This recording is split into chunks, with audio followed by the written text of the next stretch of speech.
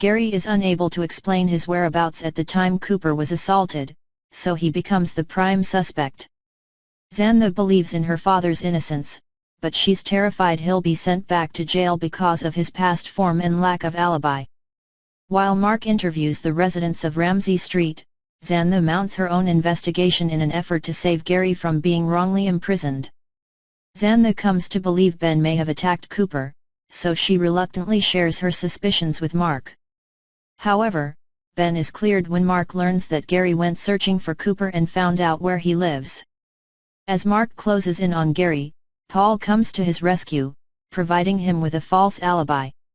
Now Gary is indebted to Paul and is further from his dream of leaving his criminal past behind.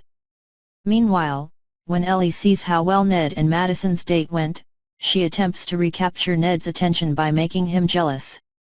To help her with this, she uses a reluctant Tyler. They join Ned and Madison's second date, a backyard swim in the Turner's pool. Ellie wears her smallest bikini and starts a game of Marco Polo, so she has plenty of excuses to get close to Tyler. Her not-so-subtle maneuvers grab Ned's attention, but also Paige's. Paige is already annoyed at losing Tyler as a trainer and she hates seeing Ellie use him. She rips into Ellie, who fires back with some unpleasant truths about Paige's doomed obsession with Father Jack. Later, Tyler finds Paige and apologizes for Ellie's behavior. With their friendship back on track, Tyler recommits to training Paige for her upcoming fight.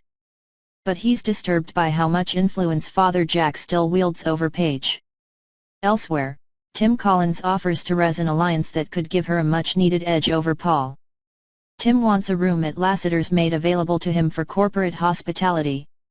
In return, he will encourage good news stories about Lassiter's and negative coverage of Paul's motel. Therese agrees to the deal. Later, when Tim brings Therese a USB stick containing footage from hidden cameras that have been planted throughout her hotel, they both assume Paul orchestrated the sabotage. Will they be able to keep the crisis contained?